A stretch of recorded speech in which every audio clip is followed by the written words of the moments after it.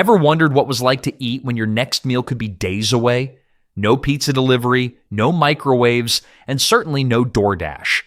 Roman peasants spent their days working from sunup to sundown, and if they were lucky, they got more than a bowl of mush. Welcome to the harsh reality of ancient Roman survival food, where gourmet meant cooking whatever you could find just to stay alive. This wasn't about feasts or gladiators. This was about creativity in the kitchen when survival was on the line. And stay till the end of this video, you won't believe what's the last on our list. Let's kick things off with pottage. If there was one meal that defined Roman peasant life, it was this stew. And don't get me wrong, pottage was not your Instagram-worthy dish. You weren't pulling out the slow cooker and making a gourmet stew. This was throw anything in a pot and hope it works. Got some leftover grains? Throw it in, a few sad veggies, toss them in too. The peasants would grab whatever they could find. Grains, root vegetables, and if you were lucky, a bit of meat. And I'm talking a bit. Like maybe the leftover scraps from the rich folks or a rabbit that got too comfortable. But the magic of pottage was that it could stretch for days. No fridge, no problem. You just kept adding ingredients as you went. If your veggies were getting sad, toss in some more. If you found a few more beans, great. Add them in. It was the ultimate survival meal. In some villages, there were big communal pots that everyone could contribute to, making it a group effort. Sort of like a village-wide, never-ending soup. Not exactly gourmet, but at least you wouldn't starve. It wasn't the most exciting thing to eat. But you know what? If you were lucky enough to have it thickened with lentils or a lucky rabbit, it felt like a 5-star meal at that point. When you're working the fields all day and eating the same thing over and over again, pottage was a solid meal to get through the day. And that's the kind of survival food we're talking about here.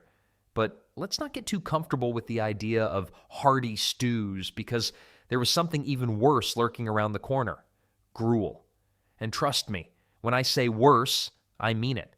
If you thought pottage was a bummer, let me introduce you to gruel. You might have heard of it from Oliver Twist, but believe me, he was asking for it out of sheer desperation, not because he loved it. Gruel was what you ate when you were desperate, hungry, and had nothing else. It was basically oatmeal, but without the sugar or anything exciting. Just oats, water, boiled until it was mush. Gruel didn't get fancy. There were no toppings, no health benefits, no trendy chia seeds, just some oats boiled in water. Most of the time, though, it was just a sad bowl of mush that was technically food, but you weren't exactly excited to eat it. Gruel was like the meal you got when you were sick, or if you lived in a workhouse or monastery. It was easy to digest and didn't require a lot of energy to make. But after a few days of eating nothing but gruel, you'd probably start dreaming of some actual flavor. Gruel wasn't for foodies, that's for sure. It was just there, like that one friend who always shows up at your house uninvited and never brings snacks. But it kept people alive. Enter barley bread. The kind of bread that would make even the toughest soldier question his life choices. Barley bread. This was the Roman peasant's bread of choice. Don't picture the soft, fluffy bread you get from your local bakery. This was dense. Like if you dropped it on your foot, you'd probably break something. But hey, at least it was filling. You weren't getting any light, airy loaves here. Barley bread was heavy, but that's exactly what the peasants needed to survive. Something that would fill them up and keep them going. Barley was super easy to grow, even in poor soil. It didn't need fancy conditions, and that made it perfect for peasants who didn't have time to worry about their grain's luxury needs. And even though this bread wasn't exactly the fancy stuff, it did the job. You could dip it in your pottage or gruel, and that would make it just about edible. But let's talk about how hard this bread was. It wasn't the kind of thing you'd take a bite out of without preparing for a workout. If you weren't careful, you'd risk injuring yourself by chewing. But it lasted forever. You could store this stuff for days, even weeks. So when you had nothing else, that hard, dense loaf was your best friend. And the best part? You could make it in a communal oven, so no need to worry about baking it at home. It was an if it ain't broke, don't fix it kind of meal. It wasn't gourmet, but it sure filled your belly. But what happens when you can't even rely on barley bread? When you're stuck without any oven or even any hope of good bread? Well, that's when things take a turn for the worse with ash cakes. The ultimate throw it in the fire and pray for the best bread. This might just be the original fire food, the ultimate low-maintenance bread that got Roman peasants through some tough times. Imagine this. You've got some grain, a little water, and an open fire. That's it. You don't need fancy ovens or artisanal techniques, just some ashes and a little elbow grease. This was bread the way nature intended. If nature had no intention of making it taste good, that is. Here's how it worked. You'd mix ground grain, usually barley or wheat, with water, create a rough dough, and then you'd literally bake it by sticking it in the ashes of a fire. You didn't get your bread all nice and golden brown in a cozy oven. You just stuck it in the dirt. And I'm not talking about a tiny little fire with a nice campfire setup. This was primitive style baking. You had a fire that was already doing its thing, and you were just like, let's throw some dough in there and hope for the best. The result? A flat, charred, and slightly crispy disc of bread. But hey, when you're a peasant trying to survive, flavor isn't the top priority. Survival is. You'd eat this charred little cake either on its own or with whatever else you could scrounge up, like pottage or bean stew. Ash cakes weren't going to win any awards for flavor. They were gritty, smoky, and about as gourmet as chewing on a rock. But if you needed calories and weren't picky about how you got them, ash cakes were perfect. Plus, they were super practical. If you were already sitting around a fire for warmth, why not cook your bread right there in the embers? It was the original one-pot meal, except, one pot was a fire pit and the other was dough. The cool thing about ash cakes, they were everywhere. From ancient Rome to early America, people who couldn't afford fancy ovens or equipment were all about that ash cake life. It was bread made out of desperation, creativity, and an extremely low bar for what counted as cooking. But when you're starving and you need something to fill you up, an ash cake might just be your best bet. It was quick, cheap, and didn't require a whole lot of effort beyond setting a fire and mixing flour, basically the easiest bread recipe ever. But hey, we're still not in the clear. Sometimes the most reliable meals were the ones you could barely swallow, the ultimate green sludge you couldn't avoid. Pea soup, the dish that Roman peasants ate when they really had nothing else to eat. Imagine waking up and thinking, what's for breakfast today? Just some green sludge. Pea soup was made from dried peas, water, and maybe some basic herbs or onions, but most of the time, it was just peas. Dried peas boiled until they became a thick, mushy mess. This wasn't a dish that'd make you jump for joy. It was more like, great, here's my third bowl of green mush this week. But it filled you up, and in a world where food could be scarce, that was a win. But for the most part, it was just you, your peas, and a lot of waiting for it to soften up. The cool part? You could leave it in the pot for days. Seriously. It got thicker, more sludgy, and kind of like a green paste. But when your choices are either pea soup or nothing, guess what? You're eating the soup. It wasn't tasty, but it was reliable.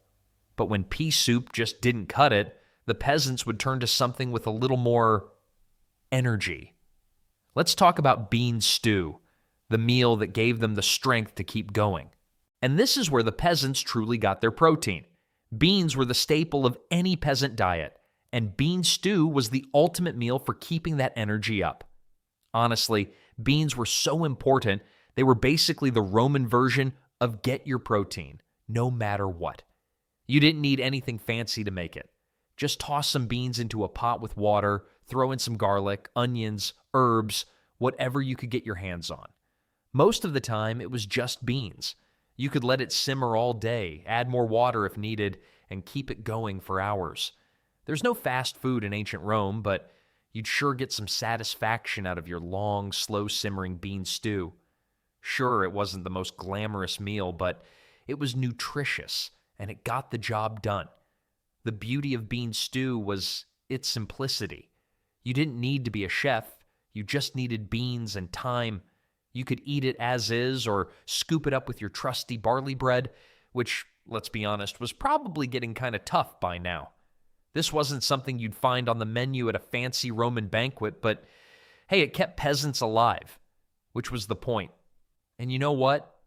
Sometimes, just sometimes, you'd have a bit of meat mixed in with the beans. That was the equivalent of winning the food lottery. But mostly, it was beans. But when you've got nothing else, those beans sure taste like a feast. Plus, it was basically impossible to mess it up. Throw in the ingredients, let it cook, and boom, you've got yourself a meal. But don't get too comfortable with the idea of bean heaven just yet. Because when peasants needed variety, lentil soup was right there to break the monotony, ready to shine like the underdog legume it was. Remember how beans were basically the peasant's best friend? Well, lentils were like their cousin who came to visit every now and then. And when lentils showed up, it was a big deal. You throw some lentils in a pot with water, onions, and whatever herbs or seasoning you could scrounge up, and you've got yourself a hearty bowl of soup. And this wasn't just for the peasants. Monks loved lentils too, especially during fasting periods when they couldn't eat meat. You could make it as fancy or as plain as you wanted, depending on what you had around. Maybe a few wild herbs for flavor, or if you were feeling adventurous, a bit of vinegar to give it a zesty kick. It wasn't a showstopper by any means, but it worked, and it worked well. Lentils were cheap, easy to store, and packed with protein. Basically, they were the medieval version of fast food that wasn't totally awful for you. The cool part? They could be made into a thick soup, a porridge, or just eaten as is. But no matter how you ate them, lentils got the job done. Plus, they kept you going through those long hours of hard labor. So, while they weren't the best meal on the table, they were definitely reliable. And while lentils were reliable, nothing could match the raw, rugged stamina of root vegetables. We have the turnip soup, the meal that would stick with you through thick and thin, mostly because it wasn't going anywhere. Before you roll your eyes and think, I can't even, let me tell you, turnips were like the unsung heroes of the medieval food world. You might be thinking, who would willingly eat turnips? Well, Roman peasants had to. They didn't have fancy grocery stores or delivery services, so they worked with what they had. Turnips were hardy little veggies that could survive the cold weather and grow in poor soil.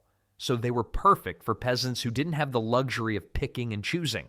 You take those turnips, throw them into a pot with some herbs, and just let it boil away. The result? A surprisingly filling stew. Look, I'm not saying it's going to win any Michelin stars. It's not going to have you begging for more. But you know what? When you're starving, a hot bowl of turnip stew might just be the best thing you've ever tasted. And it was cheap, reliable, and would fill you up for hours. And guess what? Turnips were easy to store through the winter, so they were a peasant's best friend when fresh veggies weren't in season. Sure, it didn't wow you, but turnip stew was one of those you got what you got meals that were just there to get you through. And on the really bad days, it might even taste good because you were so damn hungry. Turnips couldn't be the only thing keeping a peasant alive, right? Enter rutabaga soup, the root vegetable that's tough, hearty, and gets the job done even if it doesn't win any popularity contests. Rutabagas, these knobby, ugly root vegetables, were a common sight in Roman kitchens, especially in colder climates like Scandinavia. And honestly, they didn't have a lot going for them, but when you're a peasant, what else are you going to eat? You throw those bad boys into a pot with water and maybe a bit of onion or garlic if you were lucky, and boom, rutabaga soup. Now, rutabagas were tough little vegetables. They could survive harsh winters and grow in poor soil, so they were a go-to for peasants who were just trying to get by. And hey, when your alternative is nothing, rutabaga soup starts to look like a 5-star meal. It wasn't exciting. It wasn't pretty. It wasn't anything you brag about eating.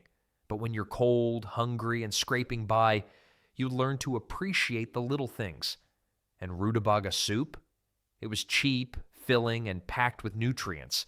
A bit of milk might have been added for creaminess if you were in a dairy-friendly area, but mostly it was just boiled vegetables.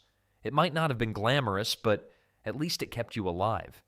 But even rutabagas weren't the worst thing Roman peasants had to face. When you're down to your last resort, what do you eat? Get ready for the wildest of Roman survival meals: rats and snakes. Yes, you heard that right. You thought rutabaga soup was where we'd end? Nope, we're about to go full Roman survival mode here. Welcome to the most extreme meals that Roman peasants could ever dream of eating: rats and snakes. Yep, you heard that right. We're diving into the food nobody in their right mind would want to eat, except Roman peasants who probably didn't have much of a choice. Let's start with rats, the sneaky little protein-packed animals that roamed around like they owned the place. If you were living the high life as a Roman peasant, you might have had a lucky rat show up in your stew. Don't get grossed out yet. Rats were everywhere, and they weren't picky. If they could sneak into your grain storage or your house, they were basically fair game for dinner. And let's not stop there. The Romans weren't just snacking on rats. They were eating snakes too. I'm talking about real, slithering, creepy, crawly snakes. Imagine this. You're starving. It's either eat or go hungry, and there's a snake hanging around. It's dinner time. Grab that snake, roast it, and you've got yourself a nice, chewy meal. Was it tasty? Number. But it sure was effective. You might have had to chew through some tough skin and deal with a weird aftertaste, but it kept you from starving when things got really bad. Who cares about flavor when you're scraping by? The goal here was survival, not gourmet cooking. These meals weren't regular Roman fare, mind you, but in times of famine or desperation, peasants would go all-out survivalist mode, chasing down whatever they could find. If you weren't catching rats and snakes, you were eating whatever dung beetles or insects you could get your hands on. Yeah, that's a thing too. Roman peasants didn't have the luxury of being picky. They ate whatever came their way. And that's it. These deliciously tragic meals Roman peasants survived on. Forget about your fancy modern diets or trendy superfoods. Roman peasants were out here doing whatever it took to stay alive. So, which of these insane meals would you actually try? Or are you more about sticking to your pizza and fries, completely ignoring the fact that rats could be delicious if you cook them right? Let me know in the comments. If you love this deep dive into ancient survival food and want more stomach-turning historical goodness, hit that like button, subscribe, and ring the bell. We'll see you next time with even more mind-blowing history.